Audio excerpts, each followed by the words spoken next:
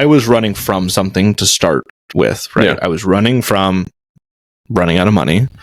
I was then running from having to work after the military. It seemed bonkers to me that people could do 20 years in the military and have a full retirement and then feel like this crush of financial weight on the other side of it. To me, it was like the greatest unlock. Like, oh, you put in your 20 hard years and now you can go do whatever you want to because you have like this guaranteed safety net for the rest of your life. So I was kind of running away from that. I wanted to just have more. I wanted to have that nebulous enough after I got out to do whatever I wanted. And then I think probably having a family and, I had a hard time putting my finger on the change in why and what I was running to until actually just recently. I knew that it had changed. It was, okay, I want to have enough for my family so that we are stable and we have a comfortable life, but it doesn't need to be extreme. What is going on, everybody? Welcome to the Biz Dad podcast. Today, I'm excited to meet a new friend, Stephen Heptig. Looking forward to chatting with him. He is a fellow Air Force veteran and also, of course, dad and business runner, business operator. So I'm looking forward to jumping into a bunch of stuff he's got going on. Harass him a little bit about being an academy grad. Make fun of him for that, if at all possible. But anyways, Stephen, why don't you go ahead and introduce yourself? Tell us about your family and your business, and we'll go from there. Yeah, I'm excited to be here. Do I need to prove I'm a dad? Like, do the Lion King Simba hold up a child? Well, so that's why I have my kids up here, so that I'm constantly proving that I'm a dad. So there you go. I'm Stephen Heptig. I am currently one of the co-founders of the Kinetic Man. My W-2 is as a United 777 pilot here on the East Coast. I live in Philadelphia. My most importantly, I'm married to Christine since 2018, and we've got two kids. I've got a 3-year-old boy named Mason, and I've got a 3-month-old girl named Marigold, who we call Goldie. Nice. That's awesome. Yeah, I forgot about the triple. I mean, it's obviously on your profile, but I forgot that you were a United pilot, so I'll have to dig into that a little bit too. Yeah. So how long have you been married? 2018, so do public math, 5 years. Very good. Very good job on the public math. I like it. Gonna make me have to, yeah. Yep, bust out the calculator, 2018, yeah. 23. Okay, got it. I don't like doing public math. All right. So you were in the military for a while. Obviously, so let me kind of backtrack into that. You did that for a while and then became a dad while you were in the military. Is that right? Yes. So okay. I'm class of 2010, so I've been in for about 13 years.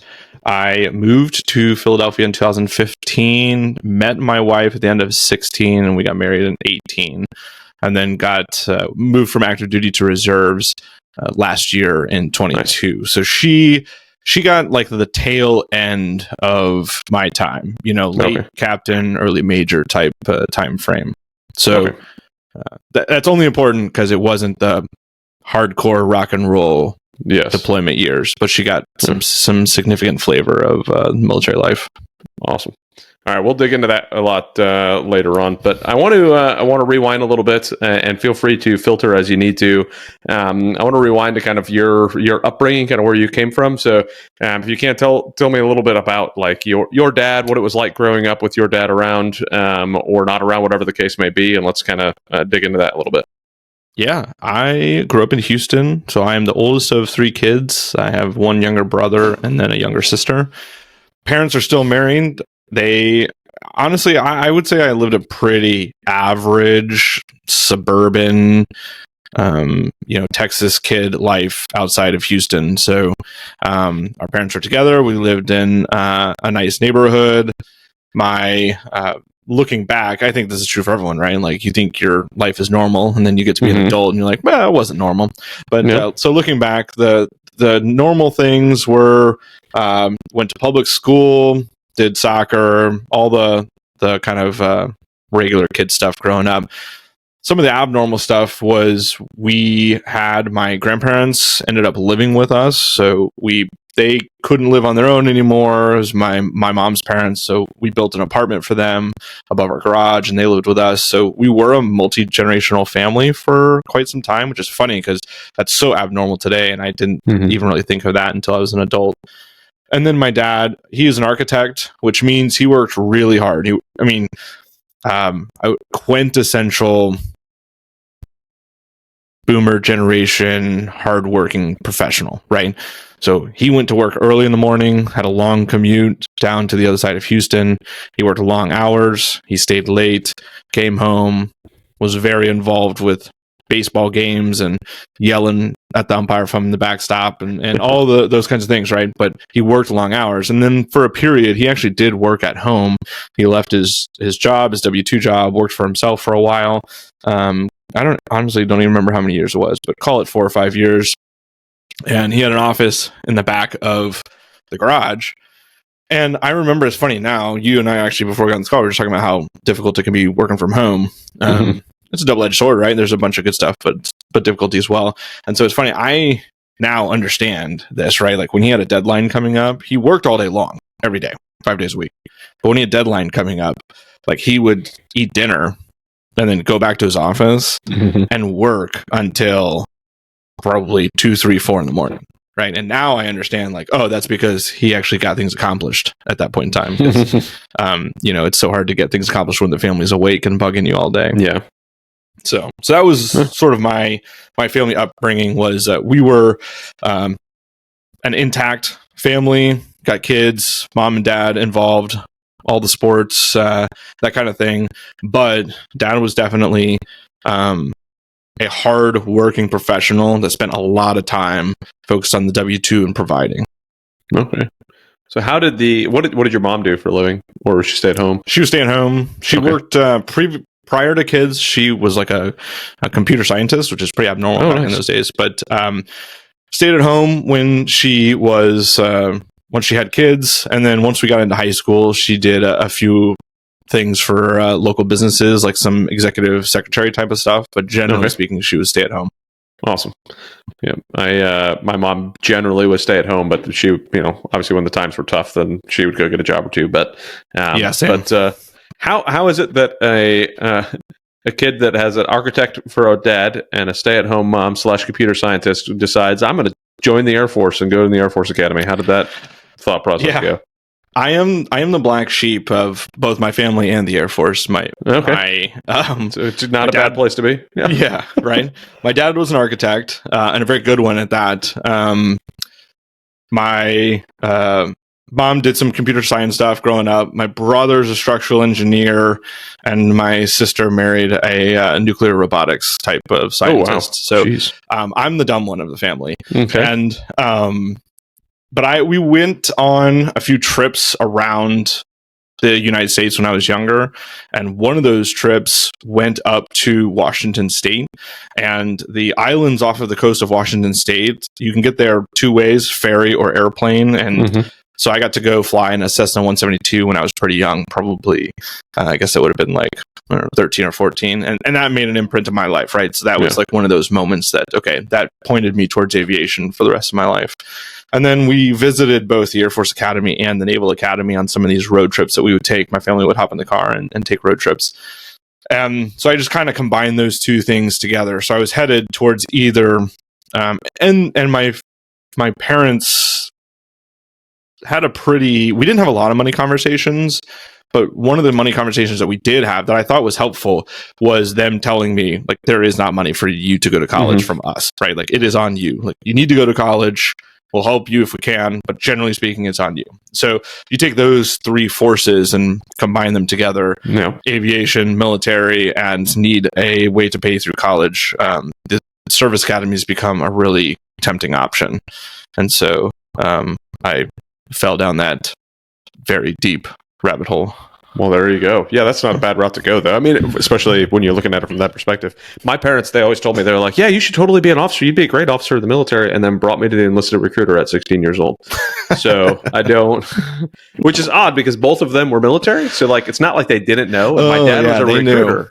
My dad was a recruiter. It's not like so I don't know how that ended up happening, but I was like, yeah, I'll totally join the military. That sounds great. They may have looked at it and been like, well, we ain't paying for college, so you can figure out how to be an officer later. Yeah. So, I don't know. I don't know what their ultimate decision was on that, but that's funny. All right. So we're going to fast forward a little bit. So you go into the Air Force, you become a pilot. You mentioned before the call, bottom 100 of your class, solid. That's rolled it down. I honestly, I was bottom 100 of everything until after the military, and then I'd figured out that okay, there's another way to do things, and I didn't realize it. There's no way I would, like, if I had gone to college, I probably would have failed out of high school. So my parents probably made a good decision because I didn't have the mental or emotional maturity to do anything at that point. So but then you end up like it's an odd one because from what I always gathered, right, how selective they are at who they put in to be a pilot in the Air Force, and then you tell me that, and then you go and fly special operations flying. So how did that kind of happen? I joke about it and say that I was definitely not a good student at school, but there is a bigger life lesson there, which is nobody taught me the joy of learning. Yeah. Like my schooling up to that point through the academy did not teach me that. Yeah. So I just did not do well under that rigorous type of structure. But then funny enough, now as an adult, like, man, I love learning. I consume just massive amounts of stuff. I wish that I could take a year off and do nothing except classes that I enjoyed, right? Like that sounds amazing to me. So I just hadn't figured it out by that point, to say that's truth. But I was bottom. I was supposed to be space and missiles. And, the way it works is the academy gets a certain number of pilot slots every year and they kind of trickle down, and they generally do, it's like 500 out of 1,000. So they generally do trickle down pretty far into the class over time. Everybody puts in their first choice and they get it. And then what happened with me is it really worked out great for me. So the top guys are like Rhodes Scholars and going direct to graduate school and all these other things, right? But they get a pilot slot typically because they want to be a pilot eventually.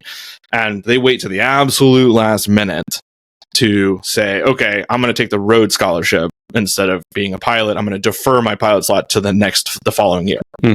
So then that pilot slot drops down. Well, they've typically already given the assignment out as to where they're going. And so, the vast majority, right? If there's 500 pilots, then 480 of them are going to one of the Air Force bases to do pilot training. And then there's a couple of exchange. Some of them, I don't even know if we send any to the Army, but we definitely send some of them to the Navy because they fly real airplanes too. So there's a few Air Force people that go over there and a few Navy people come to an Air Force training. It's a real sour deal for the Navy people coming to the Air Force training. No kidding. But for the Air Force going to the Navy, it's a great time. So because I was low on the rung, some probably Rhodes Scholar or some equivalent kicked his pilot slot down 2 weeks prior to graduation, and I was one of the only people left like, hey, I'm waiting for a pilot slot, and so I got it. So I ended up going to Pensacola, having a grand old time down in Pensacola with the Navy, and joined forces with the Coast Guard as the redhead stepchildren down there at Whiting Field, and had awesome. some fun times.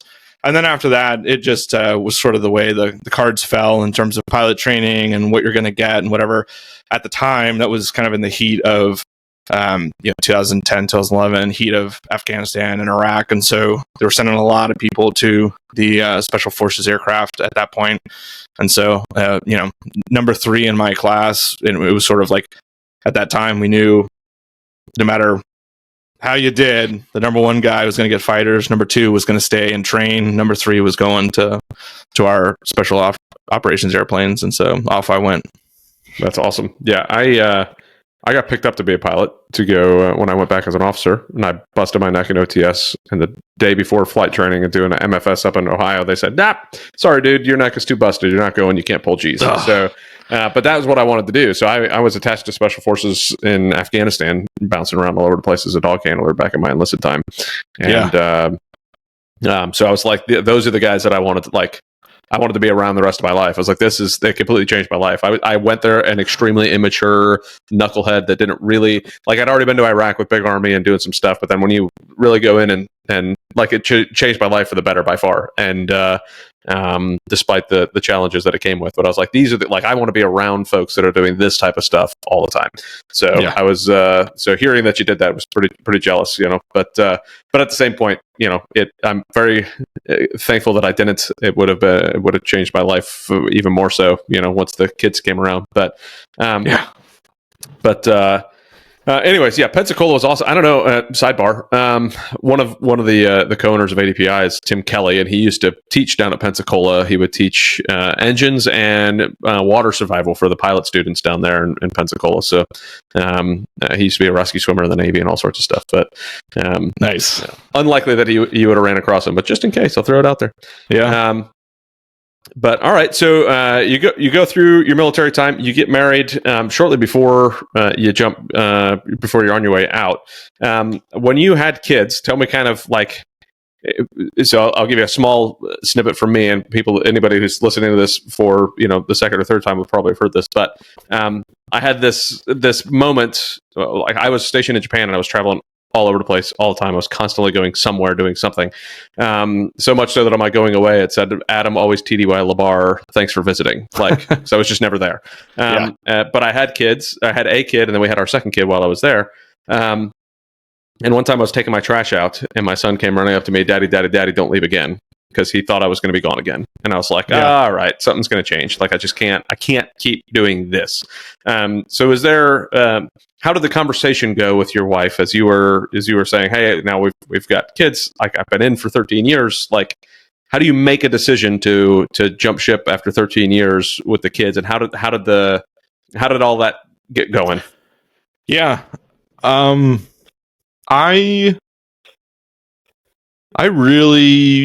deployed a lot on my first assignment. It was 6 months on, 6 months off. There's an infamous email that was sent out by a unit commander in those units that basically said something to the effect of, you people need to stop having so many babies and getting taken off deployment lines. You need to plan better. Yes, of course. And so, that's how the first iteration went, which I think, left a mark on me for the rest of my time. Mm-hmm. It's also the place where I forged some of my just closest friendships, right? Classic kind of combat friends that you'll hang on to for the rest of your life. But going from that to then big Air Force, mobility Air Force, worldwide, traveling with a big airplane, it just sort of never stops. So at my unit where I was flying KC-10s, somebody left basically every 2 weeks, and other people came back, and it was just a 2-month machine, and had been for 25 years. And so that, I think, just wore on us. My wife she's not from a military family. I met her here in Philadelphia. Her family is Philadelphia, born, bred, will die here kind of folks. And she definitely put up with it well. She was really supportive in terms of me being gone and me kind of pursuing my passions and my career, because it involved not just the military at that point too. So when we had our first kid, I was also working for Choosify, which we can get into, right? I'd heard the podcast and read the books and had started to create multiple streams of income, mm-hmm. and scratch that entrepreneurial itch. But I was, when we had our first kid, right? I was going to the Air Force during the day. I was coming home at night. I was grabbing some dinner, going upstairs, and working from 8 o'clock until midnight or 1. She usually had gone to bed already, and I was going to bed in a dark room. Mm-hmm. And then my kid was born. My kid was born during COVID, right? So those years were odd to begin with. So I was working from home a lot. But in COVID, I really got maxed out. I was part of the Air Force innovation system at that point. And so we were working 16-hour days from home through AFWorks, supporting the mm-hmm. White House task force on COVID. And my first kid was born, and about a month later, I had to go on a month-long TDY. to go do an exercise out in Hawaii. And now, okay, a month in Hawaii, right? It's beautiful. We had a nice hotel. We were out there with 100 people. I was in charge of a big portion of it. And so it was kind of one of the defining moments of my career in terms of a leader. But I was gone from day 31 to day 61 of my child's life. And I came back from that, and I think it just had a really profound impact of like, okay, this is not the path to success for my family. And I didn't have a choice over it. Like, I don't have a choice over me being here. I was in charge of a big portion of it. Like, the timing is just out of my hands, and there's so much of the military that is like that. And I've lived this life for a long time. So I really just kind of made the decision that, okay, this has to change. Something needs to change. And then you have the Afghanistan withdrawal that occurred later, which I was one of the pilots that did that and executed the pieces of it from the Middle Eastern stations out to Germany and Spain, and then from those stations back to the East Coast, whether it was Dulles or Philly or wherever else. And so after that, I think I told my wife, I said, okay, we've got to get out. I'm going to go to the reserves and see if I can, do this long term, but I do want a change of pace. Like, I want to take the uniform off every day and kind of downshift into a little bit more predictable life. The airline life isn't perfect, but there's a lot of things that I have control over in the airline life, which we can dive into later. A lot of people leave kind of the pressure cooker of the military or a W-2 or some high stress job, whether it's a doctor, lawyer, whatever. And then they kind of go out on their own and say, I want complete and total freedom. I want to be an entrepreneur. I'm going to start my own business, which has a lot of, difficulty in that. Yeah. And that is the path you hear most talked about. But I took a separate path, which is I'm going to take a W-2 that I have so much control over the levers of time worked and money made that I can I can box it. I can build a fence around it that is impenetrable for the most part. And that allows me then to focus my time, energy, and efforts on everything else, family, business passions that I want to do. So that's sort of what led me to the choice to get out. Awesome. Yeah, I saw, and I'm sure you did too, especially in the special operations world, like so many families just ripped apart by the military, and not necessarily, and I'll let me rephrase that. It's not the military doesn't rip them apart. The families fall apart due to the stresses from the military, right? It's still their own choice in how they operate and what goes on, but there is so much demand and so much required of people, and I'm so thankful that like majority of my deployments, especially the combat ones, were all pre-even marriage, let alone kids. So I couldn't imagine having to have gone through that. Like my son's first birthday, I was in Niger. So I got to have like the FaceTime birthday from a deployment in Niger, right? And I thought to myself, I'm not sure, like if this was what I was dealing with in Iraq and Afghanistan, like the mental change that it would have had on me and my ability to do my job. So, it's an interesting place.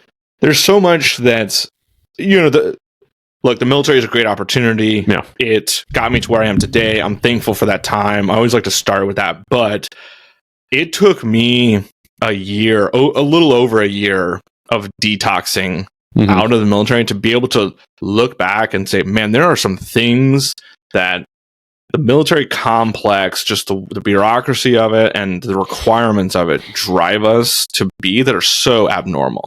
Yeah. I know that you, on one of your previous podcasts, you talked about being on 3-ring call out. 3-ring standby. Yeah. And me, it was a conscious, difficult hurdle for me to get over being able to put my phone like in a different room when I slept. Right. But there was absolutely no reason I needed it. Like there's nobody on this earth that needs to get a hold of me, at night while I'm sleeping that can't wait until the next morning in my life today. As long as I'm not on call at United. Right. And so, but those kinds of things. Or there was one morning when I was sitting on my steps out back and my kid was playing, and it was a Tuesday morning. It was beautiful and sunny outside. And I had like a realization like this, it has taken me quite some time to be okay with this. It's like, be okay with just sitting in the backyard and playing with my kid on a Tuesday. And I had that light bulb of like why, if I have the blessing of a job or whatever it is that like lets me be home on a Tuesday morning, like, why is it so hard for me to sit here and do nothing else except focusing on my kid and playing in the swimming pool with him? And it took me some time to kind of, like I said, I call it a detox period. And I tell people that are getting out of the military, like, be prepared for that. Be prepared for that transition. It's tough too. Like, I feel like I'm still doing the detox because I've just, I start to replace all the things that I need to do in my business instead. Right. And it's like, okay, well, you know, if I put my phone down and go outside and swing the golf club in the backyard with my son, because that's what he wants to do right now. Like, he just came up to the window showing me he wanted to make these nunchucks. He's doing a science project, right? So he wants to make nunchucks out of PVC pipe. So he just came up to me literally like 5 seconds ago. I don't know if you saw my face, but he came up and he like showed me he just cut these 2 pipes, right? And he's super thrilled about it.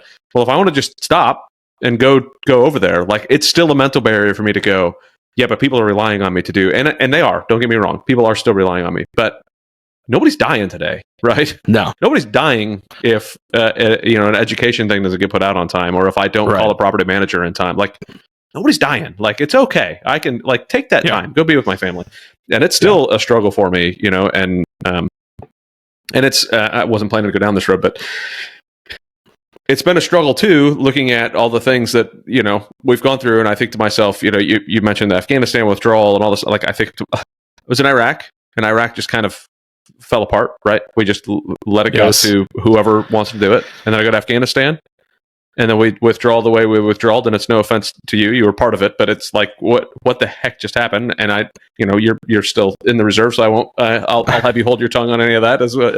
But I was in Niger, and then they fall apart, and it goes into just recently, right? Coup, and it's like, one of my buddies, he was a special operations aviation guy in the Army. He looked at me and says, "It seems the common denominator is Adam. So everywhere you go, it falls apart." I'm like, yeah, thanks, bud.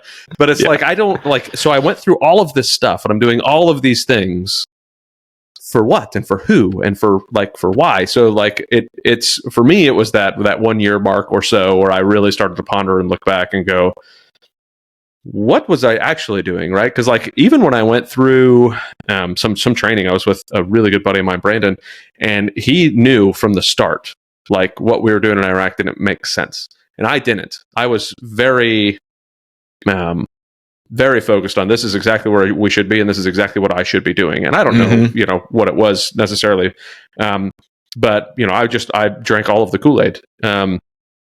And then now I look back at it and go, I really wish I would have talked to him more so I could understand, you know, at a younger age what was going on. And but I'm saying all that, I think, to say that we're all going through things in our life. We're all going to continue to go through things through our life. And if we don't take the time to analyze what we're doing and why we're doing it and what's going on, we're going to be sacrificing something one way or another. And I'm trying my best to make sure that my kids and my family are the least sacrificed thing in my life. My faith and my kids and family, like that, that needs to be the least sacrificed thing in my life. Yeah. You know, it's interesting you say that, because I had a very similar conversation with my wife after Afghanistan, because I had spent so much of my career and life in Afghanistan prior to coming at my first assignment. And just recently, right, my reserve unit is shutting down. The airplanes are going to a different reserve. It's actually going to the National Guard. Okay. And most people are going to the National Guard. They're following the airplanes. They need people to go over there and fly. Like, they need the pilots to fly the airplanes. So it's sort of you know, a situation of taking off one patch and putting on the other patch, and the admin's going to kind of figure it out behind the scenes. Yep. But there's a couple of us who aren't going there, and I had several people ask me, "Oh, why aren't you going to do that?" And I said, "Well, the other alternative, I'm going to go to a different unit that is more of a traditional reserve, like a traditional TR position, 1 week in a month, 2 weeks a year type of situation." They said, why are you doing that? Why are you giving up flying in the Air Force? And I said, well, it doesn't really have anything to do with flying, and it doesn't have anything to do particularly with the Air Force. It has to do with the fact that I've just determined that the longest trip that United has is 6 days. And that's going to be, if I can help it, that's going to be the longest I'm away from my family anymore. Mm-hmm. And so, I have to make, and when you come to that conclusion, just based off of all the things you mentioned, like looking back, okay, was this, I don't want to go down the path of like, was this worth it? But just, Yep. what am I sacrificing to be able to maintain this identity, right? This mask that I'm wearing, that I'm a military person, I serve and whatnot, which is all good and was a huge part of my identity as a younger man. But now, as a dad, as a husband, I just looked at it and I said, okay, how do I maximize for not being gone more than 6 days? Mm-hmm. And the answer to that was, don't be in a unit that flies airplanes around the world and goes on month-long exercises and deploys to the Middle East and things like that. So that was sort of some of my calculus, very similar to sounds like what you went through in terms of looking back, taking some time away to say, okay, I see what all of this effort, because here's the reality, right? And I'm sure you heard this, right? I heard this plenty, but I didn't truly heed this advice, which was, if you get hit by a bus, the military is going to replace you tomorrow. Yeah. Right? Like they will be sad, and there will be people that say nice things about you, but the reality is your position is getting filled tomorrow. Whereas it is not the same for your family. And so, correct. I just sort of have taken that a lot more to heart. Don't run out of family before you run out of your career. I know that you've mentioned that previously as well. Yeah, it's and I want to always try to keep that in mind too. I mean, like, obviously, little man coming on in, right? I don't want to lose these moments, right? And it goes to the, it's a perfect time to mention it. It goes into that whole, having a home office thing too, right? I wanted a home office. I've been working from home. Well, if you exclude COVID, right? Because I got out during. We were going back into the office by the point time I got out, but not much. There were still a lot of people still working from home when I jumped ship. But I was like, man, so I'm already kind of working from home, but I'm not. I still am not. I can't be a dad, right? Because I was on our COVID task force. So I was on phone calls constantly. I was doing the same type of thing, 16-hour days, like who's going where, what kind of happened, and it was for like I had to track everybody across the world in my organization to say, well, okay, where are these people going? What's going on? But now, I work from home. I'm like, okay, what am I sacrificing working from home? Probably a lot of productivity, because this would have happened whether I was recording this podcast or not. He'd have come in from his nap. He'd have woke up. He'd have come in to say hi to dad, and then I'd have hugged him, and then I would be slowing down on my emails. I probably wouldn't make a meeting. Something would happen. But there again, I can go play golf in the backyard with my son. It's okay. I can have him cuddle on my lap for a little bit. It's okay. And I don't know if this is just going to be a transition period. I really hope it's not. But it is kind of distracting. So, like, you work from home. You said it's probably going to be a little busy come 4:00. What have you found thus far working from home with kids running around the house? I've discovered that I'm an epic failure at it. That's what I've discovered. That's the reality of it. So it's funny. I've come full circle on this. I cannot imagine myself going back to a W-2 that has like an office where I need to go in, normal times, right? I can't imagine that. However, this is something that me and my business partners, David and Stu, and several of my friends who run fairly, significant organizations, we've actually talked about a lot recently. It's been kind of a common topic recently, of the difficulties of working at home. So I just want to recognize that, right? Like, it is, if you are trying to work from home and you feel like an abject failure at basically everything across the board, then like you're in good company. I think there's a lot of us that feel that way. And I think that there's this mythical version of you working from home and having a 2-minute commute and getting to spend more time with your family. And to tell you the honest truth, I think I have come full circle on it. I think for me, and I was just probably a week ago having this conversation with my wife. Do you ever have those conversations with your wife and like she's taking it in and she's letting you talk, but she is skeptical and she's visibly when we started skeptical. Homeschooling. Yes. Yeah. Oh, did you start? I was going to ask you that. She decided to pull the trigger. Nice.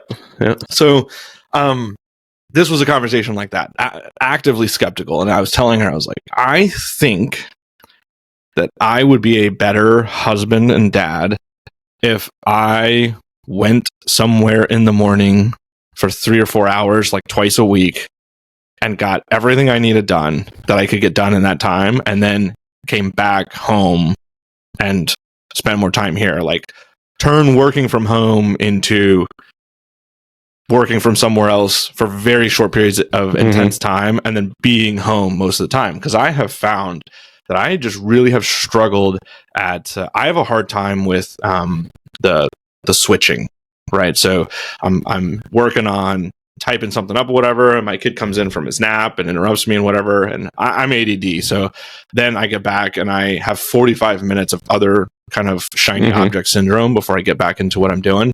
And if I tell my wife I'm only going to work for 2 hours, well, now I've accomplished a grand total of 20 minutes worth of actual productive work. So I knew that my business partners, David and Sue, they both have gotten an office that they go to. And I was laughing. I was talking with my friend Brad, and I said, I have this beautiful office that I'm talking to you from. I've got a good backdrop. I've got my microphone. I've got a professional camera, my big screen that I can work from, keyboard, mouse. And yet, for the last 6 months, I have done basically all of my productive work on my 12-inch laptop computer in a coffee shop with noise-canceling headphones on. And so that's sort of where I'm at with the working from home. I want to be more present where my feet are, and I think I'm doing a bad job of that currently. I like that statement. Be more present where my feet are. I like it. Write that one down. I had pondered something similar, and I never walked that dog around the block long enough to really understand what it led to. So I was going to ask you, like, where you do your work, but it sounds like you do it from a coffee shop. Those 3 to 4 hours. Is that the norm? Do you have another spot? How did you make the decisions on that? It's 50-50, I think. Something else too.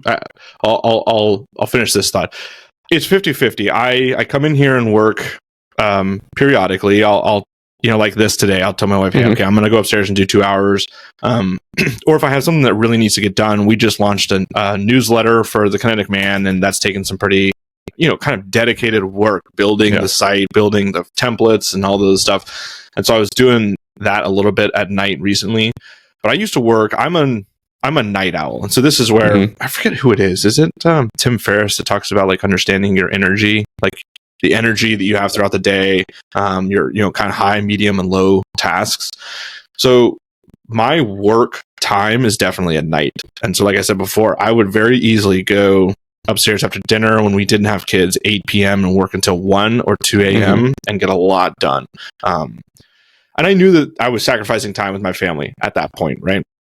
When I started working from home, quote unquote, meaning I'm home like every day with a few exceptions throughout the month when I'm traveling for United, I sort of went back to that. I went back to, because of the kids, right? So the kids I assumed kids are awake during the day. We put the kids down at night. My wife wants to watch some stuff on TV. I'll go upstairs, or I'll sit on the couch. Probably the biggest offense, right, is sitting on the couch with your computer. And so in my multitasking brain, I'm logging both quality time and working time. In reality, I'm doing neither productively or successfully. So one of the exercises we have our men go through at the Kinetic Man is before we dive into like anything, it's actually under the financial category, but before we dive into any numbers, we ask them to go to their wife and write down what are the top 10 things that bring you joy. It's a really great way to start a conversation about whatever it is with money, budgets, whatever. So on our anniversary recently, which is back in August, I took my wife to lunch, and we had just done that with the men. And so I did that with her. We had done it before a long time ago, but I did that with her. I printed it out and took it, and I said, hey, like, write down the top 10 things that bring you joy. Which, sidebar, usually it doesn't have a lot to do with money, and it kind of gives you some perspective of what you're focusing on. One of the things on that sheet was quality time after the kids go to bed. And it hit me like a ton of bricks. I was like, man, I never asked her. I just focused on when is my working energy most productive, coupled with when are the kids not around.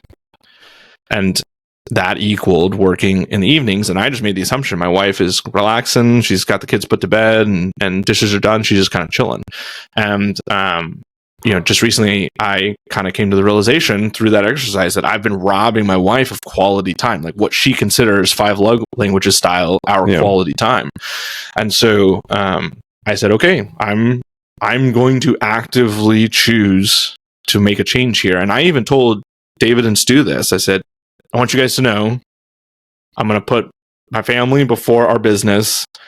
You are likely going to see me be slightly less productive in the next couple of weeks while I figure this out, because I am currently doing all of my work at night, and I'm not going to do it at night anymore. I'm going to figure out how to do it in the morning. Spoiler, I have a 3-month-old, so that was unsuccessful. And so I'm usually trying to sleep as much as possible until the absolute last minute. And so, I've just chosen to try and say, okay, is today a day where you have the kids, to my wife, you have the kids, kind of you feel like you're under control and there's not too much chaos. I'm going to take 2 or 3 or 4 hours. I'm going to go to a coffee shop and I'm going to crush as much stuff as I can for this whole week in 1 or 2, couple hour blocks a week at a coffee shop. And but that was a conscious decision to lower my efficiency, if you will, to kind of return one of the important love languages to my wife that I didn't realize I had taken away. Yeah, that's phenomenal. I'm definitely going to have to do that with my wife to figure that out. I remember I was just talking to one of my friends about this when we were at ADP Icon last week, where she was asking about like goals and setting goals and all this stuff, and like how do you continue chasing, when do you know that you've got enough, or when do you whatever, right? It was just a lot of conversation about goals. God, what a good question. And what's enough? No kidding. That is a phenomenal question, right? But so I remember sitting at a Rod Khleif event, multifamily event, and listening to him talk about how you write everything down that you want. Doesn't mean you're actually going to get it. Doesn't mean that you're just going to write everything down that you want in life. And then you're going to be building out this whole life. And I built out this entire life, all of my goals, all of my wishes, everything was going to be like, we're going to be owning a Cessna Citation that fits 8 people at least. I'm going to be flying around. I mean, everything I could, right? Right. And then I started driving towards that. And I said, we're going to do this, we're going to do this, blah, blah, blah. And I never once sat down to talk to my wife about it. Never.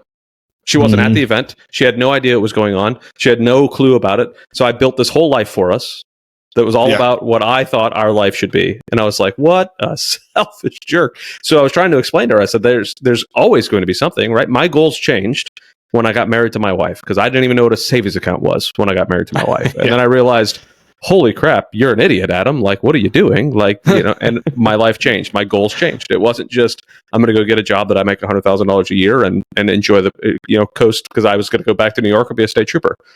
Well, that changed drastically when I got married, right? And then again, have kids. Goals completely changed, right? Everything changed when I had kids. So it's a constant reassessment of what is enough. And what is it? Is it enough in what, right? Like, you didn't have enough quality time with your wife. You didn't necessarily know you didn't, right? But it was sitting down and assessing and understanding and looking at the whole route that gave you the idea, gave you the understanding that she doesn't have enough quality time, which thus means you didn't have enough quality time, because one can't have enough and the other one not. Like, it's going to be, it's just not possible for that. That's not a balancing scale. So, so I think that constantly assessing what is enough and what is in which categories needs to be looked at. Yeah, that I have so many thoughts that I do want to bring up, but I do want to ask you. You've been doing it for a little bit now, working from home and running some businesses. Like, what have you found that is either what you expected working from home or not at all what you expected? Boy, it almost goes in line with kind of what you talked about. Is I was in the military extremely productive. I was the go-to guy for pretty much anything and everything. All the quote-unquote awards and all the things that people get put in for and all the silliness, because I was a guy that never said no. I didn't know how to say no. And I think I partially just thought that was going to turn into the civilian side as well, where I was just going to go. And I have found myself struggling to be the guy. Like, I'm very busy, but I feel like I'm not busy in the right ways. I feel like I'm busy doing just things that keep me busy, as opposed to like, it's the difference between like transactional versus transformational type stuff. I feel like I'm lacking in the transformational for a couple different reasons, but one of them being is I have changed my focus so much to nothing but the kids. And I just assumed that I would get, okay, I'll spend some time with the kids and I'll come in here and do all my transformational work. And it goes to what you were saying, like, no, somebody shows up from a nap, somebody comes into here, and it's been a struggle, but it's been a struggle that how do I want to word this? Or how do I want to think through this? I think I've allowed the struggle to continue because I don't want to not see the kids walk by my door, right? Yeah. To me, it's such a joy. Like my au pair will bring over our little daughter and like dance her in front of the window just to say hi, just to break the monotony of my day. And I don't want to give that up, you know? Yeah.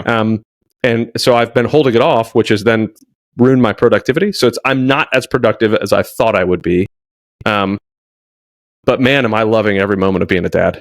Like it's unreal just being able to sit here with the kids and be able to see them and homeschool them and still manage to go put on conferences and, you know, buy real estate and do all the stuff. So I don't know if I answered the question fully, but I at least told a story. So it's it's, you know, I find that it's a question of what are you maximizing for? And I think in the military and in a lot of W-2s and a lot of defined role jobs, you are maximizing for whatever your position is, for whatever like your organization's definition of success is.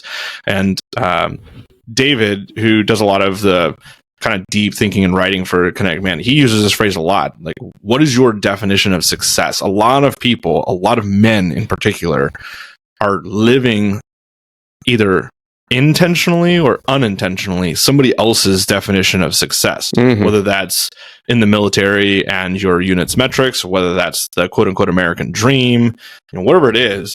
And so your definition of success is simply maximizing for something different than work efficiency.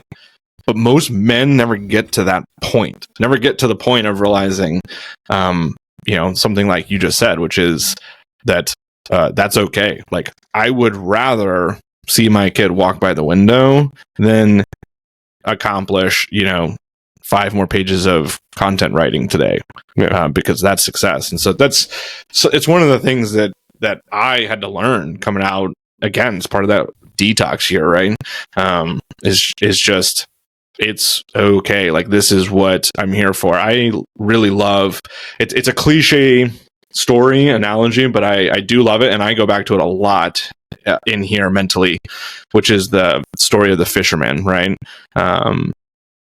The fisherman sitting by the side of his boat playing his guitar, and like a businessman asks him, you know, why are you here playing your guitar instead of going out? And he's like, well, I caught everything I needed for the day. And it's like, well, you could get a bigger boat, and then you could catch more fish, and then you could you know, build a business and have multiple boats and people working for you. And then once you do all that, like, you'll be able to retire. And the fisherman basically says, like, when I retire, I would sit next to my boat playing my guitar. So like that story, which I butchered terribly, really resonates with me. Sitting at home in my home office and trying to get as much done as I can. And there's these passions and businesses that are good and are making solid impacts in the world, but like, really, what am I maximizing for? I'm maximizing for enough for my family, and then the most time and impact I can have on my wife and kids as they grow up. So I think about that a lot. Yeah, the what are you maximizing for, I think, is a phenomenal question that, as you're saying that, I have to think about. And, you know, I appreciate it because you just gave me almost a little bit of, I don't know, liberty, I guess we'll say, to enjoy the fact that I'm doing that and not feel guilty about the fact that I'm doing that.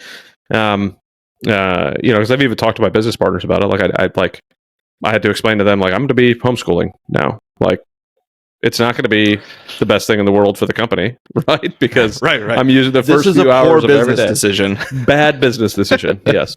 But man, is it a great family decision, right? Like, I got to bring my family with me to Philadelphia. I went to Philadelphia a couple months ago. Nice.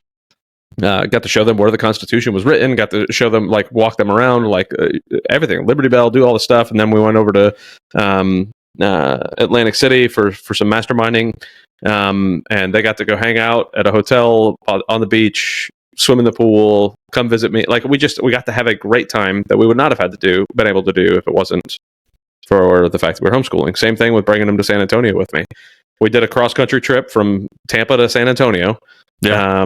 Stopping at various different places, get to enjoy the time, not having to worry about it. We started school back up really sort of yesterday, after coming back from the trip. And my son felt terrible. He's got the same thought process I do. Like, I need to tackle all this stuff. I need to be perfect. I need to get it done.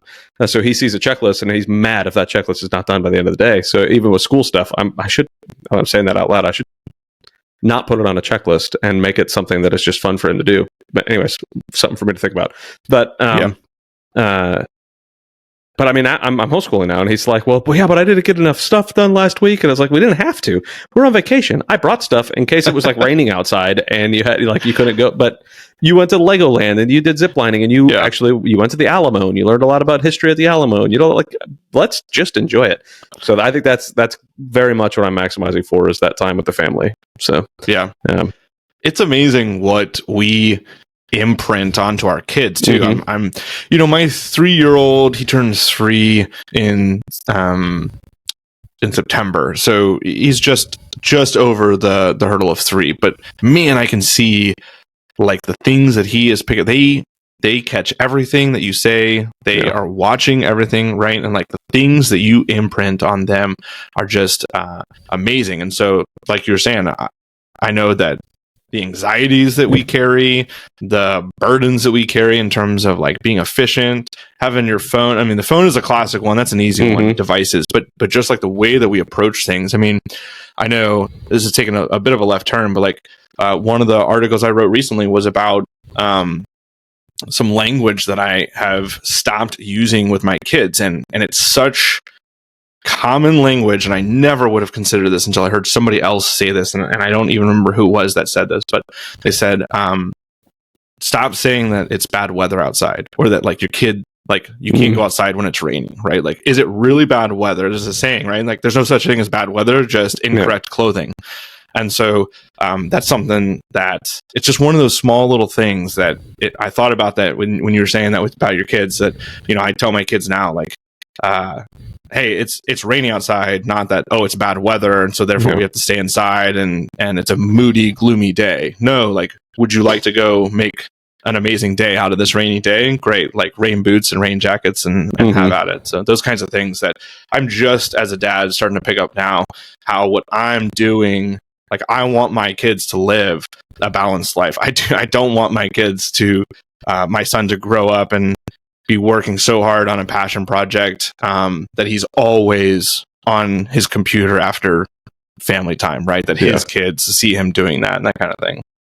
Yeah, and I took a note here earlier when you were talking about working until 1 or 2 in the morning. Like, that's also something that you saw your dad do. Do you feel like that may have been the reason why? I mean, obviously there's genetics and there's watched learned behavior, right? Yeah. So like, do you think that was something that you just kind of picked up? Like, hey, we stay up till 2 in the morning to get some work done. That's just what the Heptig guys do. Man, it's funny. I have never thought about that. So I have identified that behavior, I am a workaholic. That is something that I've had to realize as I've gotten older. And a recent podcast that I did, funny enough, with my mom, actually, somebody was asking my mom and I both kind of that question, and I had trailed it back to when I was in high school. I had kind of big dreams and not a lot of money from my parents to definitely enough to support us. And I lived at a great childhood, but not enough to send me to do some of these big things like getting my pilot's license and going to college and that kind of thing. And so I worked 3 jobs for a lot of my time through high school. And so I connected my current workaholic tendencies back to that anchor. But it's funny you saying that. Yeah, that anchor probably goes beyond like my high school years to watching my dad go out and work until 3 or 4 in the morning. And I would say, right, like my dad, if he, it's a positive trait that he passed on to his kids. Like, when there's a job to be done, you work until the job's done. but taking that to that extreme is unhealthy, just like anything else. That's one of the reasons I ask about the dad stuff usually at the beginning, and sometimes I get to dig into it a little bit more, and sometimes I don't. But that was such a huge awakening for me to kind of dig into my dad's past. Yeah, that really helped me understand who he was. That in turn helped me understand who I was, because I wasn't fully able to grasp a lot of that until I started asking myself some of these questions, like, is this why you do what you do? And I mean, honestly, it's why I love being home and seeing my kids walk by my door. Because if I really look at it and say, I never got to really walk by and just see my dad at the house. Like it was such a rarity that I tend to think that might be why I like to be able to just sit here. I've got glass doors to my office. I just get to look out there, watch him play, listen to him, be completely distracted and forget that I was reading an email or sending an email because that never would have happened when I was growing up. Yeah. It's one of those, you're either running away from something, you're running towards something. I don't really know, but subconsciously it's got to be part of it. I don't really. Yeah. But of course I could, self-analyze that all day long. Like I'm sitting on a couch and, Freud is behind me, but I'm not going to play that game too awfully much. But I think I try to play it just enough to realize, okay, are you doing this because you want to, or are you doing this because you feel like you have to, or are you doing this because whatever, right? And to me, I train my kids to ask why constantly, because I want us to always be thinking about why we're doing something, which, as I've joked multiple times, the military is not a big fan of that. Yeah. I started to ask why a lot more later on in my career, which was good because I was kind of tenured and they couldn't kick me out unless I killed somebody or something. But at the same point, it's like, boy, like, why are we doing all of this stuff? So, no. Yeah. I love Morgan Housel. I don't know who that is. Oh, okay. So, Psychology of Money. He's the author that wrote Psychology of Money. He also has a podcast. That's on my list. So, it's a good one. So, we haven't dug into this much, right? But my entrepreneurial walk started in the personal finance realm, the FIRE personal finance with Choosify and whatnot. So I have a lot of background in that arena, and it colors a lot of my thinking. But I love Morgan Housel and his thinking. His podcast is actually one of my favorite podcasts because he has possibly the highest value per minute podcast of anything out there. But he recently talked about the difference between eulogy traits and resume traits. And which actually comes from a different guy, David Brooks, who's a New York Times columnist, and he had a TED Talk. It's a decent TED Talk to watch. But Morgan Housel took it a step farther, and he basically said, literally no one at their eulogy talks about their horsepower or their square footage. Yeah. Right. And so, but what we are chasing after in this life is so poorly matched with what we aspire to. And so taking stock of that, and there's an exercise that he talks about on his podcast, and we actually do with our men in the mastermind. So that's kind of why I thought it was interesting, which is writing your own eulogy. And so we tell our guys is, okay, now, you got hit by a bus, somebody's writing your eulogy. Who is it that's writing it? And then write it out. Okay, great. And we kind of complete that exercise. And then next, we say, okay, now the person writing your eulogy was given a truth serum. They cannot lie. They have to tell the day-to-day truth of the good, the bad, and the ugly. Okay, now go write it. And oftentimes, it's, dad was always present, came to baseball games, but was on his computer a lot at night or worked a lot afterwards, right? And we tell our guys, okay, use this like you use Google Maps, right? Google Maps basic functionality is really useful because it tells you two things. One, where are you now? And then where do you want to go? And it gives you a path to get there. And so we use that exercise to say, okay, you've written your eulogy, like what you want it to be.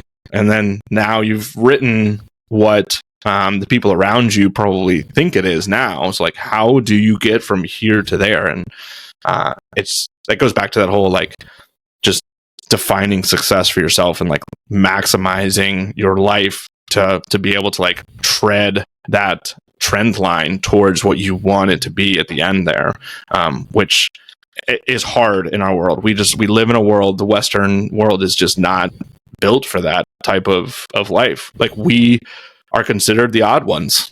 Yeah.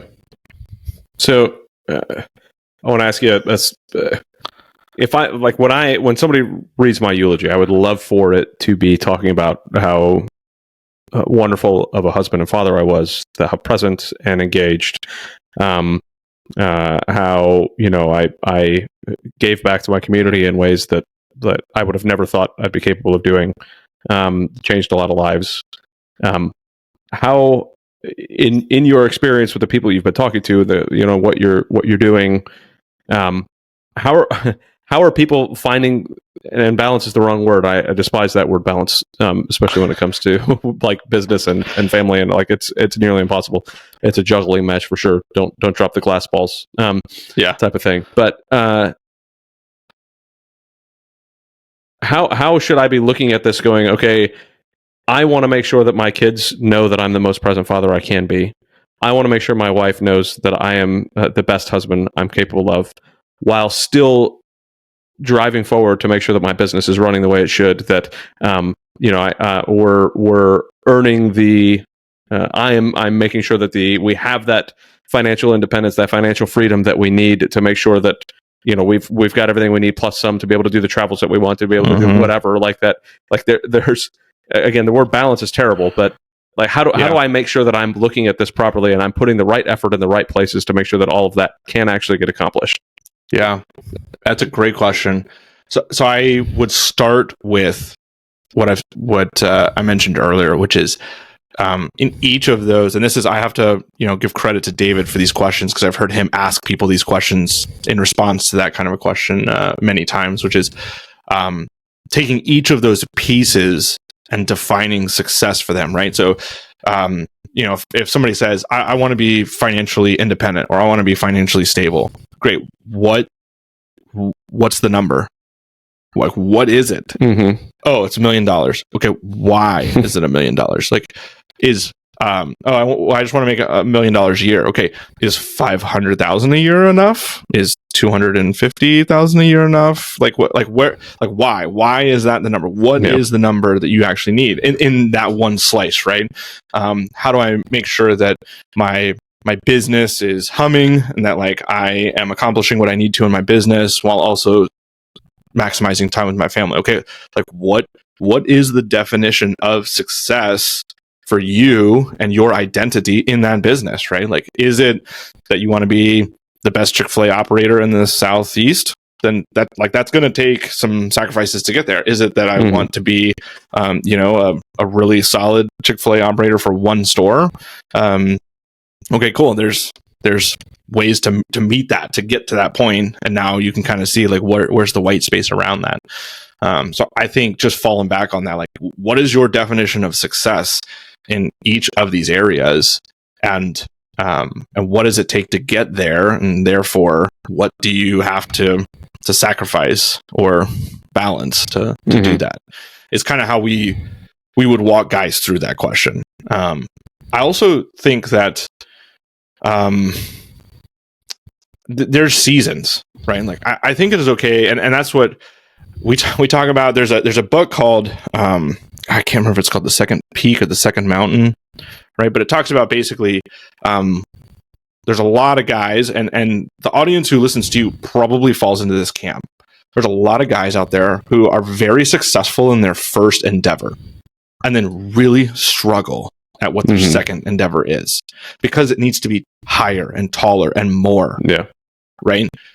And that's not necessarily true. So there's one of the guys in our group is John Laney, and he actually runs the website DoD Reads, right? And so he talks about this. He's like, in the Navy, he was picking up 20-pound weights, right? Like, he was doing work with 20-pound weights. And when he retired, he struggled because he was using 5-pound weights, right? Like, he had like the easy life and kind of struggled for purpose and that kind of thing. But that's okay. So the idea of the second mountain is, okay, the second mountain doesn't have to be taller. Like, your purpose can be something like, I want to be able to sit with my kid in the pool at 7:30 a.m. on a Tuesday morning in the summer. Yeah. Like, I want to build my life to have the freedom to do that.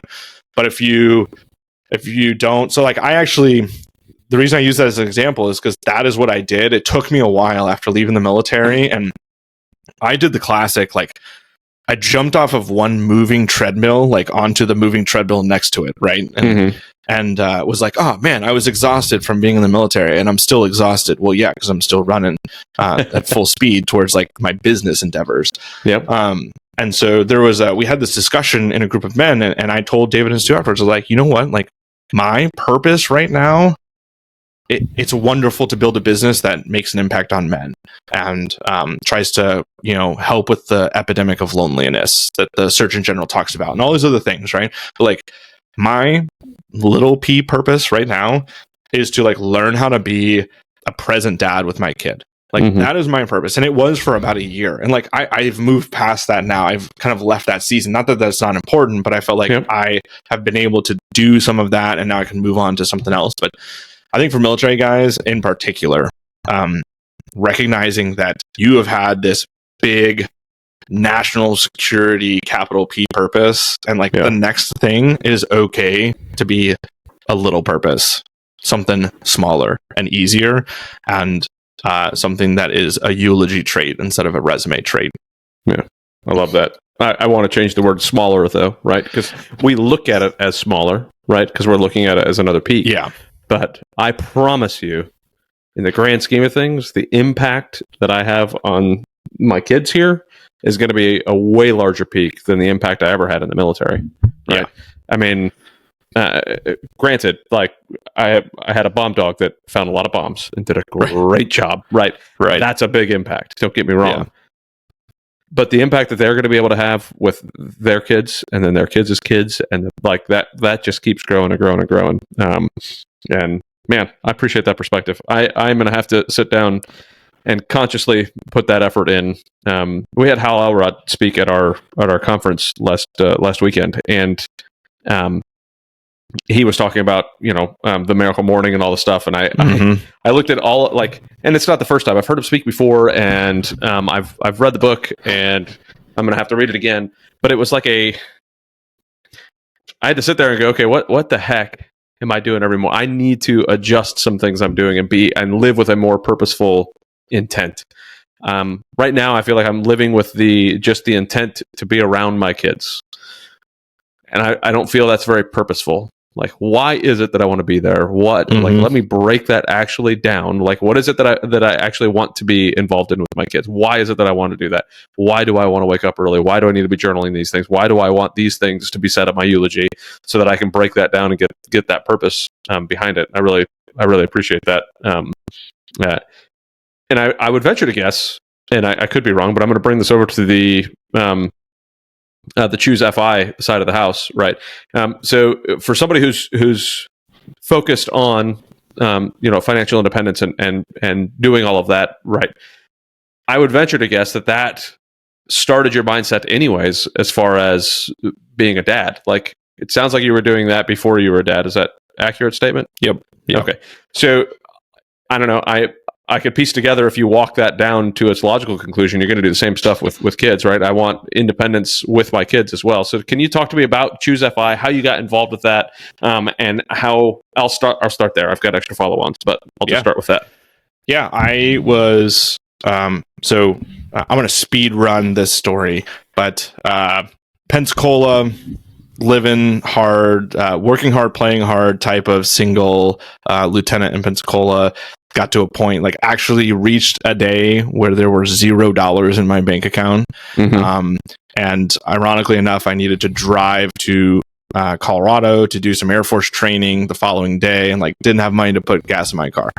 So that was like my aha moment. I got to get my life together. So went through some Dave Ramsey CDs and listened to them kind of begrudgingly. That opened my eyes to budgeting, living lower than your means, that kind of thing. So then go on deployments, and because our deployments were so long, we typically like got out of whatever lease or house that you were in was pretty normal in my community, and so making a pretty decent amount there with low expenses. And so then I started to say, oh, okay, like this is what looks like to have a savings account and to be able to invest and use the TSP and that kind of thing. So came back from deployments, and I basically went to Barnes & Nobles. You know how when you go to Barnes & Nobles, like their best-selling books are face forward, not spine forward. I basically, if you went to the personal finance shelf in 2014, I read every single book that was face forward, and then a lot that were just the, it's like Robert Kiyosaki, but not just Robert Kiyosaki, like all of his advisors' books, because he had that whole network of books, right? And basically gave myself like an informal personal finance or MBA in 2014. Got to The Simple Path to Wealth as one of the final books, which funny enough, right? I could have just probably ignored the rest of them if I had just read that one first, but it was the last one. Was listening to a radio show here in Pennsylvania from the University of Pennsylvania, Wharton Business School guy who did a personal finance radio show. And a buddy of mine was riding to work with me in the car, and he was like, hey, there's like this really cool podcast that just started called Choosify. Started listening to them, and they came to Podcast Movement in Philadelphia one year. I think it was 2017 or 18. And they held a party. So Choosify, Stacking Benjamins, and I think Paul Stacking Benjamins. Yeah, right. So all of those guys, they all held a party at a brewery in downtown Philadelphia, and it was across the street from my house, my apartment. And so I told my fiance then at the time, I said, I'm going to do something crazy. I'm going to walk across the street here and like meet these guys. And I've just been listening to their podcast. And so I met Brad. I told him, hey, like, I love your podcast. I'm a military guy. And he told me, he said, hey, it's funny. We have more military and police and firefighters and first responders listening to the show than is like demographically, statistically should be, right? Like we have a high proportion of those guys listening. And I told him, I have been I've been thinking about making some education material for them. And so long story short, I was emailing back and forth with them and just kind of got hooked up with making some material for them and kind of giving out some military financial education under their name, and then got swept up into their team and worked on their team for several years up until last year when I got out of the military and went to United. And it was an awesome experience. And I'll tell you, there's a few like really important nuggets that I always share from that story. One of those is email or a phone call or a handshake are free, right? It's like that whole where I am now was can be traced all the way back to just an email I sent Brad's just a normal guy like the rest of us and is very generous with his time and responded and whatever. But he was somebody that I had sort of put up on this pedestal of, he runs this amazing podcast that I love listening to, and he has probably hundreds of people who want his time and all this other stuff. But it all just started with an email.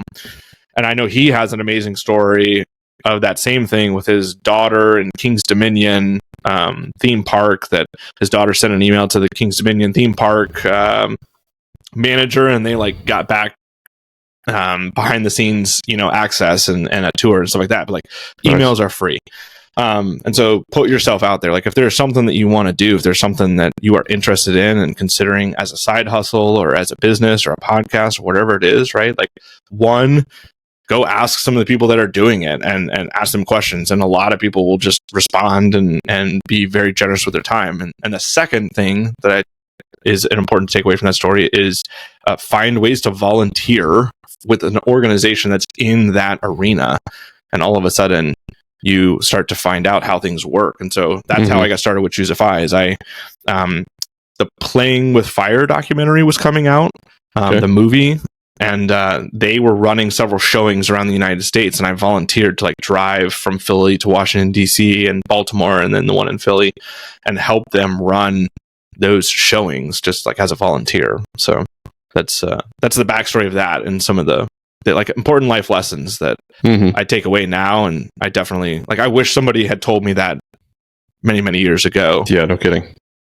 Yeah, I think the handshake one, I mean, that's actually how I met the partners over at ADPI when we were first starting up. I shook Eric Upchurch's hand at a conference, said hi to him, and then before you know it, like I'm helping build education, Right. now helping run the company, do all this. Like, it just, you never know where that's going to take you.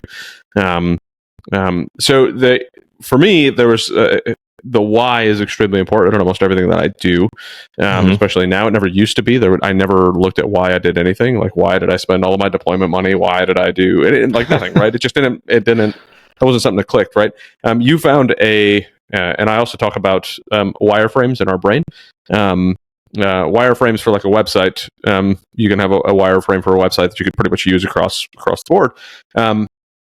If you need to redo the wireframe, like, you're basically redoing the entire website, right? So in general, so I kind of looked at it and said, okay, I need to wipe this wireframe clean, all of my previous financial understanding, and then I turned it into a why of, okay, I needed to be the figurehead, the leader of my house, whether it was just me and my wife or whether it ended up being kids, right? So you found a spot where your wireframe got completely jacked up when you said, I don't have money for gas to drive to Colorado, right? So new wireframe, boy, there's got to be a better way to do this, right? So you crumbled the old thought process and built something new. As you were building that out, what was was there a why that you were chasing? Was it just like, I just don't ever want to see zero in my bank account again? Was it, what was it that kind of kept you going down that route? Because it's very easy to just say, okay, I got my even if I got 1 month of reserves, I get a paycheck every 2 weeks, no big deal, I can stop here. So what was it that made you want to continue chasing that? So I would say that probably, like most people, in particular in the personal finance realm, or the fire realm more specifically, I was running from something to start with, right? I was running from running out of money. I was then running from having to work after the military. It seemed bonkers to me that people could do 20 years in the military and have a full retirement and then feel like this crush of financial weight on the other side of it. To me, it was like the greatest unlock. Like, oh, you put in your 20 hard years and now you can go do whatever you want to because you have like this guaranteed safety net for the rest of your life. So I was kind of running away from that. I wanted to just have more. I wanted to have that nebulous enough after I got out to do whatever I wanted. And then I think probably having a family and, I had a hard time putting my finger on the change in why and what I was running to until actually just recently. I knew that it had changed. It was, okay, I want to have enough for my family so that we are stable and we have a comfortable life, but it doesn't need to be extreme. It doesn't need to be like, I'm in the airlines, but there's a lot of airline captains who work to the bone. They work crazy hours and they don't have to. Right? Like, they really do not have to. But it's just this chasing of more. And so I recognize that that is not where I'm at anymore. I don't need more. There's, here's a number. There's a number on the sheet of like what we need to live every year. And I can work to accomplish that. And that kind of goes back to that earlier comment of I've created this system with my W-2 of like, here's the number my W-2 needs to produce to have a very comfortable, happy life, and I've run that number by my wife. My wife has, agreed to that number of like, oh yeah, that seems like very enough for me to be content for long periods of time. And then, like, so how do I work as little as possible to get to that number as efficiently as possible there, which then leaves all this open space over here. I love, like, in the personal finance realm, I used to like hand books to people if they asked me a question at work, right? So especially in my military unit, I would never be the one who like tried to like jump into a money conversation, but you kind of become known, right? Like, you were probably known as the real estate guy, and people bring questions to you and you start to kind of become the go-to for a certain subject. And so that was me with personal finance. So anytime like a co-pilot was sitting next to me over the middle of the Atlantic in the middle of the night and asked me a money question, like, I could kind of see, right? Like, they're like kind of looking at me and they dip their toe into the conversation, and then an hour later we're still talking about it. And I was like, I realized, okay, he's actually interested in this. I would get his address and I would send him 2 books. So The Simple Path to Wealth and The Psychology of Money. There's a third book that I've actually added to that just recently, and it's Die with Zero. And that book really changed my perspective on And I think it gave me some language and some words to what I was already feeling in terms of that why, which was, okay, I want to maximize the memory dividends for me while I am alive, and then my children following when I am no longer alive. And so that really now is my why, and it has changed.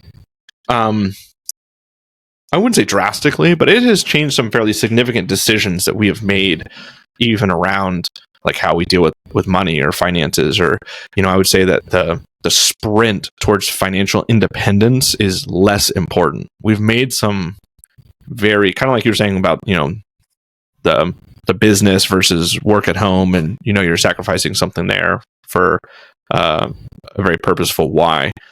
We have made some choices that were memory dividend building, but costly in terms of like financial independence aspect.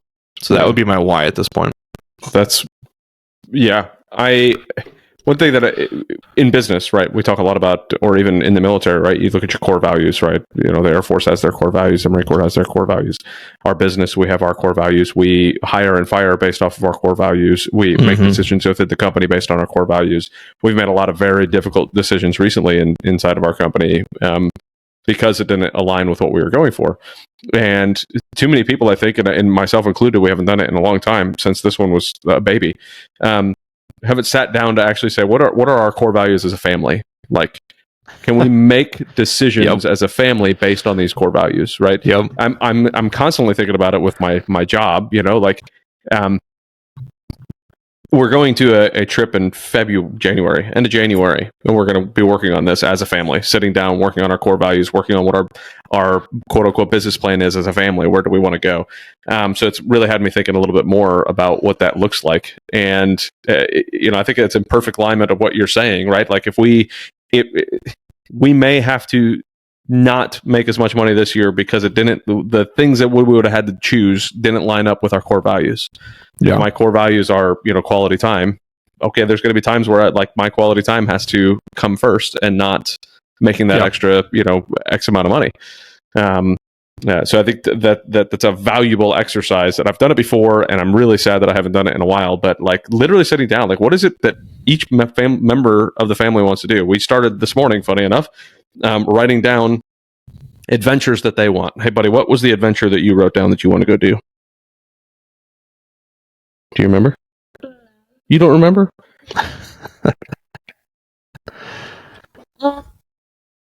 Go camping and see little brown bats. Yeah, he wants to go camping and see little brown bats. There you go. He saw it, I think, on Wildcrats or something. Is that where you saw it? Mm-hmm. Yeah. So now, we wrote it down. It was one of the things. We need to go camping somewhere where we can go hiking and see little brown bats. Does that line up with our core values as a family? If it does, check. Let's go do it. Right? Yeah. We're taking the kids on a cruise this year for their birthday instead of buying gifts and all that stuff, right? Because that quality time and that adventure with them is way more important than any of the 10,000, toys that they're going to get over their lifetime. So does that line up with the values and the mission of our family? Check. Let's go do it. So that's something I would say that I would love to pass on to you and anybody else that's listening is find out what your kids think is enjoyable. Find out what they want to do, what kind of adventures they want to go on, what's important to them, not just you and your wife. It's important for us to obviously make sure we've got goals and stuff set up for our family, but what about that? Is it important for them to be included in X, Y, or Z thing? And so Adam I don't remember what he came up with. Oh, there's a Exploring World Geography book that he wanted, the North America's largest banyan tree is, man, my face is getting hot. It's burning over here. I don't know how to get that sun out of my face. The North America's largest banyan tree is just a couple hours south of us in Fort Myers, Florida. And it's this huge tree. And I learned more about banyan trees today doing homeschool. But the birds will basically plant the seeds onto branches. And then it'll implant on, what is it called? I forgot the word. I'm going to fail that test if I have to take it tomorrow. But that's terrible. Something to fight. Epiphyte. I think it's epiphyte. Anyways, So it'll plant on the tree branch, and then it'll grow roots down to the ground, and then build its own tree underneath it. So now it's like all these huge branches with all of these big trees growing out from underneath them, and it just looks almost like a forest of one tree. So on the list, let's mark it down. We're going to go spend some time. We're going to learn about it. So I don't remember how I started all of this, but what I want to go to is just like making sure that everything we're doing has the why for that time, right? And I think that you mentioned it earlier of like there are seasons of certain things. Like I'm venturing to guess when my sons are 17 and 13, they may not want to go see the banyan tree in Fort Myers, Florida. So I should probably go knock that out now because this is the season where it's important to them. That's one of the things I took away from that Die with Zero book is time bucketing the things you want to do. Now it's talking about like it contextualized it post retirement, right? So like what are all the things you want to do before you die, if you will, and then like some of those things you can do in your 50s and you can't do later. Like you can't walk up 1,000 steps in Rome when you're 80 or 90, right? Like, or you can't go do XYZ. And so like understanding what you can do those, but if you really take it, I know that you have mentioned the book. It's the worst title. I always call it 18 Summers. I know it's the family board meeting, but yes, I always call it 18 Summers because me too. Amazing book, horrible title. So, but like taking those two things and combining them, like what do you want to do with your kids? And like when are you going to be able to do them? And actually planning it out into sort of buckets of years. Like what are my kids going to want to do when they're under 10? What are they going to want to do from 10 to 15? And what are they going to want to do when they're 16, 17, 18? And kind of because it's so easy to let those 3 or 4 or 5 years slip by, and all of a sudden you've left that era, if you will, of going to see Disney on Ice or whatever it is. Yeah. But I think it was, I don't know, a podcast or two ago, hasn't even been released yet at the time we're recording this, but I've probably mentioned it every podcast since, and it was a story walking around with my son. He asked to go on my shoulders, the 8-year-old, and he's like this little ball of muscle that's a pain to get up on my shoulders. And I told him, I said, dude, like, what the heck? You're getting a little too big for this, right? You got a telephone in your hand there? Jeez. So holding it up like a telephone. But he's like a little ball of muscle. I was like, dude, this is tough. And then I was walking with Raquel, my wife, and I said, I heard recently, there's going to be a last time that your child is going to ask to go on your shoulder. Right. There's going to be a last. You don't know when it is. That could have been the last time. You don't know when it is. Exactly. And I looked at him and said, get up here. Like, get on up, Like, it was almost bringing tears to my eyes just walking through wherever we were. I don't know. I don't even know where we were. Could have been Walmart. I have no idea. Throw him up on my shoulders and just start walking around, probably for only like 2 or 3 minutes. And then I said, oh, you're too heavy. But you need some help getting the banana open? Really? Yes. Yeah. There you go, buddy. There's going to be a last time that your kids, want to walk around and hold your hand. Yep. Or open a banana for them.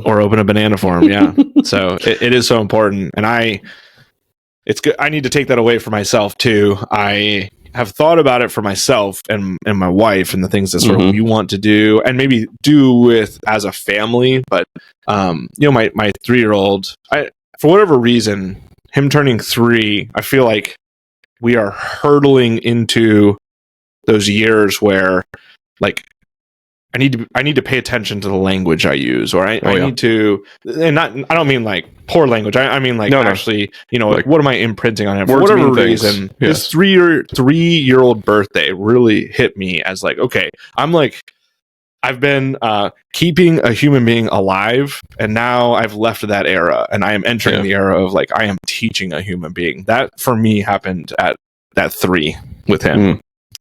Keeping a human being alive versus teaching a human being and to live. Imprinting and build a human being up into an adult. I love it. I've felt the weight of that on me recently. I've got all these things on my mind. All right. I'm going to write that down before I forget it. All right. The way I worded it on my side, keeping a human being alive turns to teaching a human being to live. And that, and you can go down a couple different paths on that whole portion of teaching them to live. It's, what are we showing in our own ways that is showing them what life actually is? Like, is sitting behind these 3 screens life? Is this living? Is it, or is it, whatever we want to call it, right? And what a change of perspective. And I think that's I think it's an important exercise to go through. So good on you for starting it and thinking about it. Like, I mean, I've even boys, we don't say the word can't, right? That's not, it's not in our vocabulary, right? There are almost never anything that we can't do, right? I can tell you can't flap your arms and jump off the roof and it's going to work to fly. But what we can do is put you in a plane and teach you to fly, right? Yeah. Like we can do that. These are things we can do. So go on a parachute. You want to go on a parachute? Yeah. Does that sound like fun? Totally possible. Totally possible. You could do that. Yeah. You know, the one thing that has really it has been weighing on me recently to the point that I have, my wife and I both, we've talked about it and we have started taking intentional action, is our kids seeing us have thriving, healthy friendships as adults. Somebody said something recently in one of our groups that really struck me in that area of like, you know, do you want your kids have tons of friends. Like my 3-year-old, will run into a playground with a ton of other kids and say, I'm going to see my friends. He's never met these kids before, right? Like everyone on that playground is his friend and he is going to meet them to play, right? And so that's how kids sort of approach life. And somewhere we, especially as men, lose that. And I can't remember who, it may have been Ben Killoy that said that like I'm going to butcher this quote, but the quality of your community and friendships is directly related to the amount of hellos that you say. And it's always struck me because I am the kind of dad that I am perfectly happy standing at a playground with 5 other dads and kind of giving the head nod to them and standing silently and watching my kid, you know, like instead of going over and saying hi and whatnot. And so that's one thing that it just made me think about us talking about, you know, teaching our kids as they grow up and seeing us do things and what are we imprinting on them. That is a big one for my wife and I. We've had the conversation of like, okay, like literally here are our friends. Almost none of them live, especially military, right? Almost none of them live here anymore. Okay, cool. Here are some acquaintances, some decent friends here locally that we do stuff with them once in a while. We should do a lot more with them. Like we should make an active effort to reach out and go to dinner with them and whatnot, like not only for ourselves, but also like so that our kids grow up in a home that is full of community and friends and, you know, a tribe of people that we have here locally.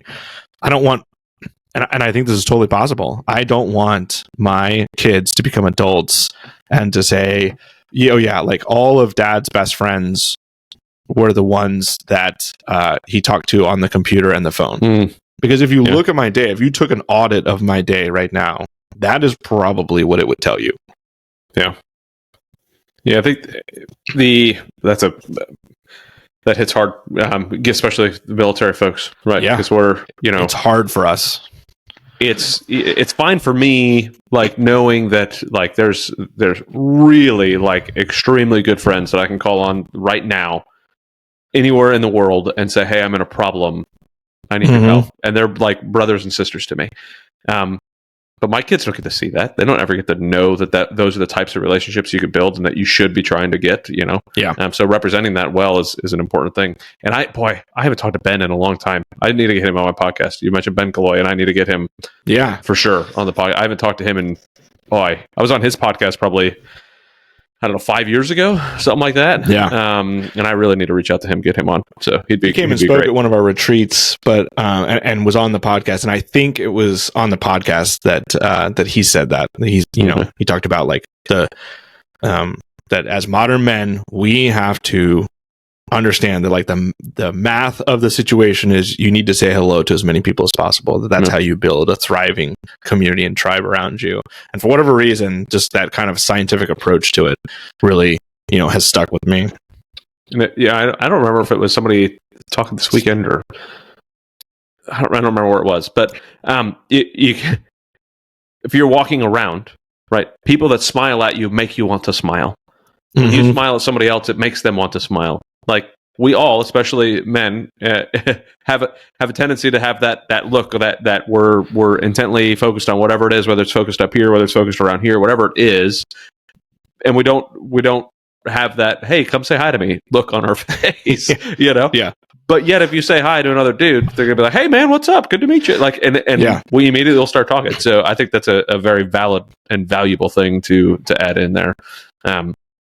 And I need to make sure that I'm doing that a little bit more. Even at my son's golf, sometimes I do that. Like, I'm focused on here with my son. I'm like, I've got a billion other things. I'm not even going to say hi to another dad. I'm like, how crappy is that, right? Like, what a terrible way to walk through life. And I'm expecting him to go have fun on the putting green, talking to his buddies. But here I am sitting by myself on my phone, making sure that something's getting accomplished, right? So it's ridiculous. But man, oh man. All right, so what other things have we not touched on? Boy, we barely even touched business stuff. We talked a lot of dad stuff today, which is awesome. It helped that my son was on my lap pretty much the entire podcast. But what other things do we need to hit on that are like burning through your brain right now? Something that either you're struggling with, or you've been pondering a lot, or something that we've missed? Yeah. You know, we I would say. We've talked around this a couple of different times. I'm not even sure this is business. I'm not going to do a good job of answering your question, but the one thing that I want to, I think Stu and David and I are trying to do a better job of is normalizing the transition out of the military into business is a train wreck. Like for everyone, basically. Like, we've yet to meet somebody who was like, oh, I did that well, and I feel like I was successful at my first attempt at this. And so just sort of recognizing that, you know, even the three of us, like all three of us, it goes back to the whole seasons, right? Like, we have struggled at that balance of work and home life. And interestingly enough, I think in the opposite direction than we expected, right? We have struggled in some degrees of going like full tilt to family because we just felt like so much time was taken from us in the military against our family. True. So I think like I carry around a level of guilt for the amount of time that I was away from my family, right? And I'm sort of paying penance and trying to repay that as much as possible. And I know that David and Stu feel that same way. And so for the first year of our business together, there was a lot of times when one of us said, I can't make that call. I've got to pick the kids up from school, or I can't do this, or, you know, promised to get something accomplished and it didn't get accomplished because of whatever. And just saying like, that is both okay and healthy, I think, coming out of the military to go through that season and to identify it, and know that you will move past it, right? So all three of us now, it kind of goes back to what we were talking about earlier with, I think I have come to a point where, okay, I need to take 3 or 4 hours, get out of the house, accomplish some very important and meaningful business work. Like, we are making a difference in men's lives, and that is one of my purposes in life, and that's okay. Like, I enjoy that passion, and it's a worthwhile and valuable passion. And so I'm going to take some time, I'm going to dedicate it to it, instead of just letting everything kind of bleed together. So from a business perspective, it took us a while to get to that point together, and we joke, we laugh because we say like, oh, does it feel like a train wreck for everyone?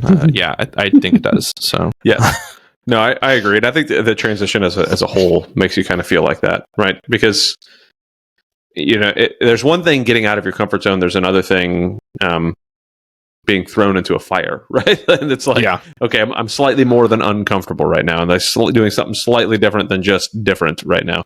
And I think that might be part of the reason why military members especially do their 20 years in the military and then transition, take off their uniform, put on a suit, and do the same job, you know, upstairs, right? Because like it gives them that feeling of security, and there's no no concern, and they don't have to worry about screwing it up because I just know this is what I'm comfortable in, this is what I know.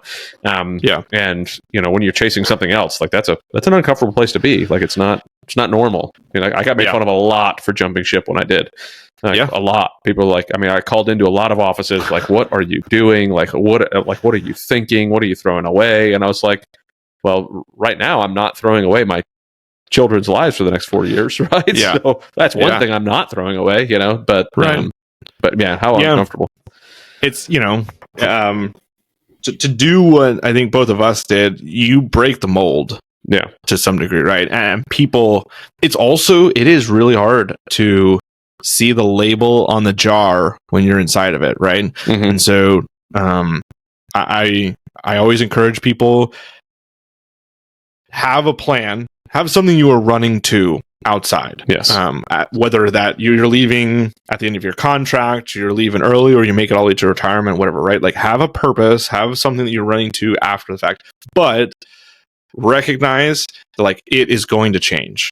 It's going to change, and that's okay. And the season of chaos is just a season, and you will get through it and sort of feel settled. It took me a year to detox, and it took me 18 months to feel settled. And I knew exactly what I was going to. I sort of cheated a little bit, right? I was a military pilot, and then I went to go be an airline pilot. That's as close to putting on a suit and going upstairs as you can get without actually staying in the military. And so, but even then, it takes some time to get that out of your system. And like I said, those seasons are good for us. It's good to, I think, overindulge on family and kind of remind yourself why you're doing all of this, and then take a step back and settle and say, okay, what does this look like long term for me? How does this balance well, into the future? And I'm just now getting there to that point. I love it. Yeah, I think that's I think part of the reason that you and I, things that we did broke a mold is the same reason that, as odd as it sounds, my mom kind of laughed at me when I told her I was going to buy apartment buildings, or that a lot of people are like, hey, that's not you shouldn't get into real estate because of X, Y, or Z, or you shouldn't invest in this or that because of X, Y, or Z. When you know the reason why you're doing something and you're running towards something, it gives you that confidence to be able to say, I appreciate your insight, but I still know I'm doing the right thing. Yeah. Right? Because they're only trying to help. All of those people that brought me to their office were only trying to help me out and say, hey, I don't want X, Y, or Z bad thing to happen to you. They never looked at the other side of it. Their whole intention was to look out for me personally. My mom's whole intention when she was like, real estate, no, that's not there was a little bit of fear there. I knew I was confident in what I was doing. I knew where I wanted to go, so I was able to work through that and jump to it. So anytime you're in one of those transitions, anytime you're working through one of those things, the more you get comfortable with why you're doing it, I think the more comfortable you'll be taking the advice, chew the meat that's on that advice, and spit out the bones and be okay with it. Say, I still know I'm confident in my decision. I'm moving forward with what I know is best for me right now in this season for where I'm at. Maybe in 20 years, I'm going to look at it and go, are you kidding me? I never got a retirement check. I did all of that, and I didn't even get a retirement check out of this, right? But I don't think that's going to be the case, right? But it's one of those. Okay, well, I still think that was the best decision where I'm at because I made a very educated decision, not an emotional decision, but a logical, understanding, work through the process type of decision. So some people will put it in the context of understand the game. Everyone is playing a game, and none of us are playing the same game, and so don't optimize or take too much advice from somebody who has different incentives or they're playing a different game. And I think a way to reframe that analogy is saying what is your definition of success? What is the success that you are driving towards, and what's going to get you there? And understand that your definition of success is very likely not everybody else's, and so they may not understand how what you are doing is driving towards your definition of success. That's awesome. Well, I thank you so very much for jumping on, Stephen. It was awesome to chat with you. I'm very thankful you were able to fit this one in with that last minute cancellation on my side and an opening on your calendars. That worked out really well. If people want to reach out to you and whether contact you or see your guys' newsletter, where should we send them to? Yeah, so anybody can reach out to me directly at Steven@thekineticman.com, and that's Steven with a PH, or go to thekineticman.com is our website. And where I really want to start meeting people is through our newsletter. So we've launched this new newsletter. I'm writing it every other week, and it is just 3 or 4 tidbits of information that talk about like what is the experience of men going through our world today, the culture, the technology, the influences that affect us, and like how do you go from being potential, how do you take your potential and turn it into like fully kinetic man? And so you can find us there at thekineticman.com/newsletter.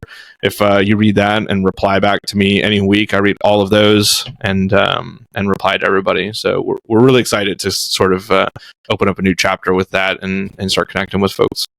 That's awesome. So don't be the potential man. Put the action into it. Be the kinetic man. Make it damn happen. You don't want your headstone to say, this man had so much potential. Exactly. Yes. Man, what a bunch of potential he had. But thank you again very much. It was awesome. Phenomenal conversation. I really enjoyed it. Lots of notes. I'm definitely going to have some good, solid conversations with my wife after this one. I think this one challenged me a lot. I opened myself up mentally for it a lot more than I thought I did over the last couple of weeks. And you're the perfect person to sit here and have a conversation with about this. So thank you so much, Stephen. I appreciate it. And if there's ever anything I could do to return the favor, please give me a buzz and we'll make it happen. Yeah, loved this. This was a fantastic conversation. Thanks for having me. Thank you very much. All right, everybody. We will see you on the next one. Thanks, everybody.